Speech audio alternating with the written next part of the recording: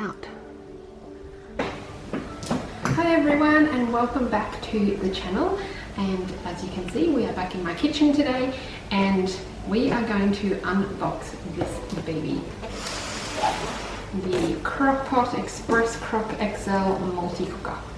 So to explain a little bit about why I've bought this, it's because, as you can see over there, I have my Thermomix and I do use my Thermomix a lot, but it's still a very expensive kitchen appliance to have sitting on the bench. I am one of those people that I don't think everybody suits every appliance, if you know what I mean. So I personally can't really justify the expense of it, so that's why I've been spending months and months and months researching these multi-cookers to see if it would suit me just as good or nearly just as good as having a Thermomix. So a Thermomix retails for, I think it's $2,400.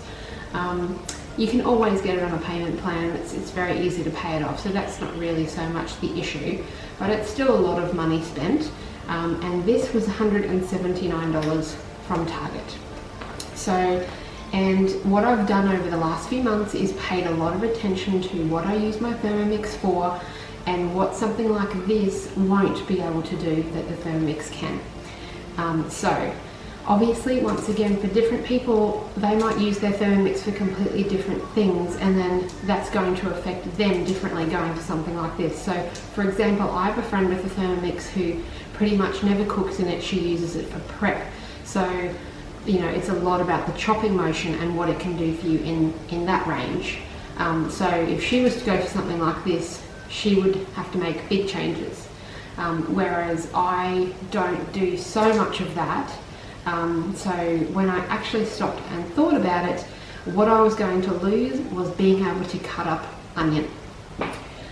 What I have decided to do then, with that in mind, about it being basically the onion cutting up, to do with cooking a meal, I'll go into other ways that I use my Thermomix, but when I'm talking about making dinner, what you can do is you just, cut your onion, peel your onion, cut it in half, throw it in the Thermomix, and it'll chop it up and then, saute it, and you start your meal that way.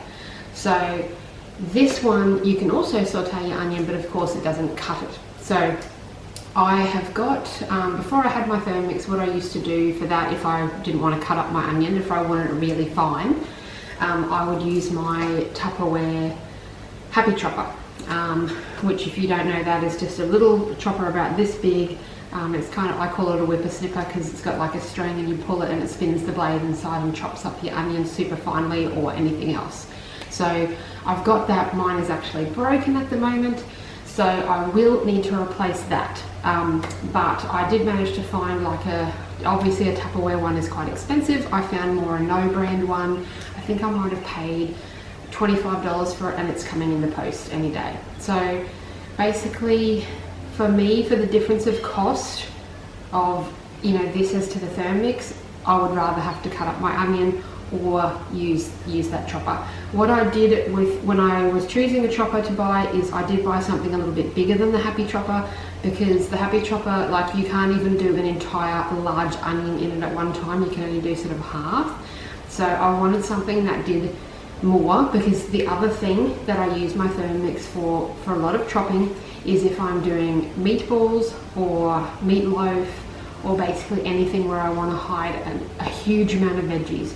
I will blitz up basically every vegetable I have in the fridge and get it to like a mince sort of thing, and then it just goes through your mince and you barely know it's there. So I wanted something to be able to continue to cook exactly the way I cook.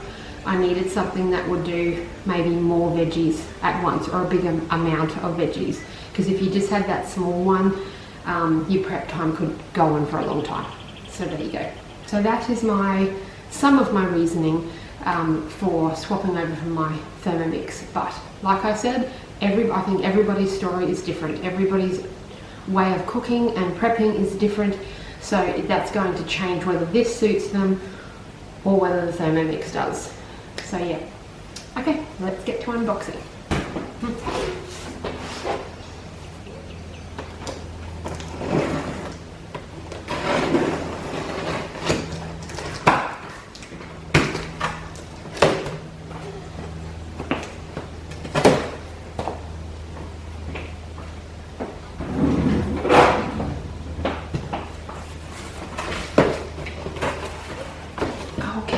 so we have our user guide. We have our recipe book. Very cool. Warranty, I would say. Yes.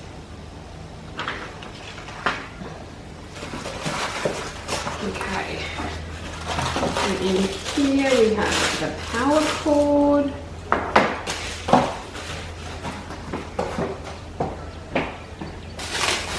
And the glass lid for when you are slow cooking but not pressure cooking. So that's very nice. Oh, it's got a handle. Cool.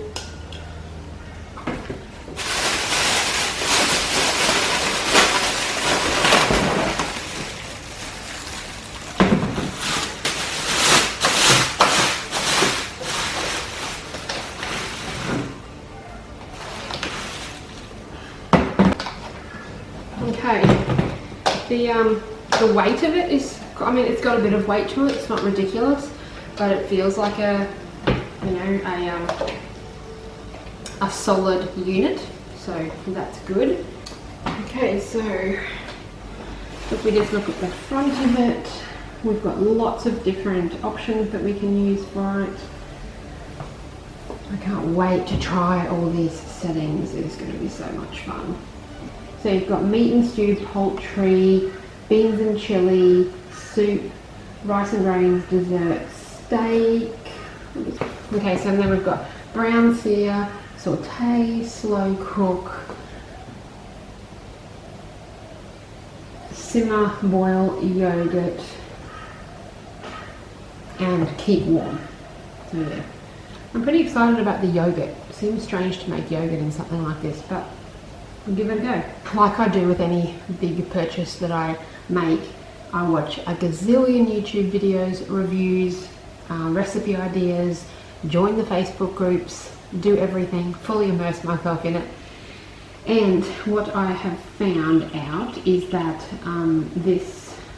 not all settings let you go down to, like, I can't remember which one it is, but one of the settings doesn't let you go under 15 minutes. So apparently the beans chili, it goes down to 3 minutes.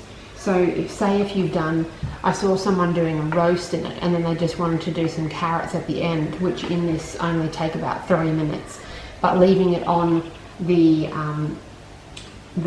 meat setting that she had it on for the roast, it wouldn't let it go under 15 minutes. So if you go to beef or chili, or probably a few of the others as well, then you can get the timer to go down to a lot smaller amount. So yeah. But I'm sure they're all things I'll learn along the way. So let's see how easy it is to take this off. Okay, so we want to go this way, so that is obviously lock, unlock. So yeah, you've got your normal valve here, your ring. It's quite a solid, oh, that's a lot of it. It's quite a solid lid, so that's good, but not ridiculously heavy.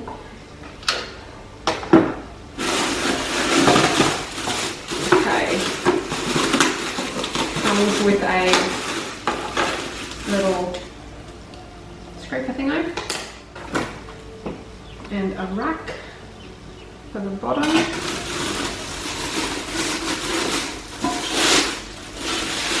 this is the bowl.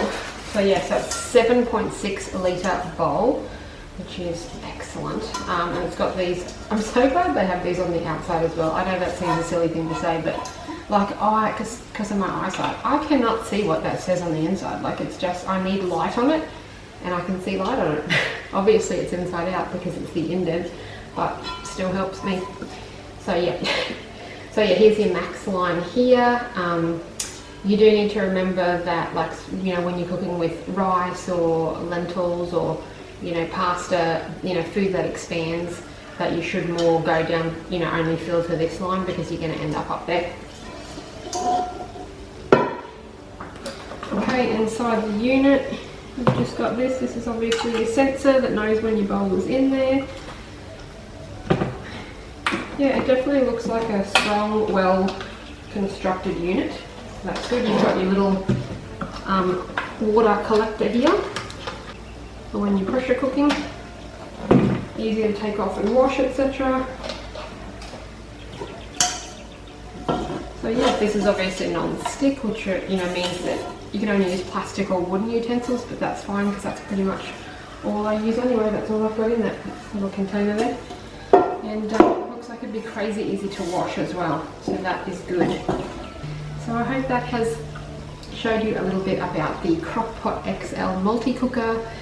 I'm sure there will be many vlogs to come of me trialing this out.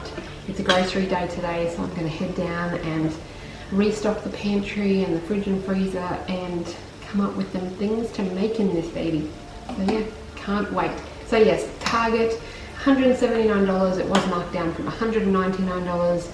Yeah, I thought it was a great buy. When I looked at other multi-cookers, the Instapot is just raved about by basically any American YouTuber. So and that's kind of this is the sort of the equivalent. But when I watched a few comparison reviews, this one actually came up as a lot better in lots of ways. So yeah, that was encouraging. Even though I don't even know if you can buy the Instapot in Australia anyway. So what difference does it make? So yeah, so I hope you've enjoyed this. If you haven't already, hit that like and subscribe so you can follow along with my Crock-Pot adventures. So have a great day, guys.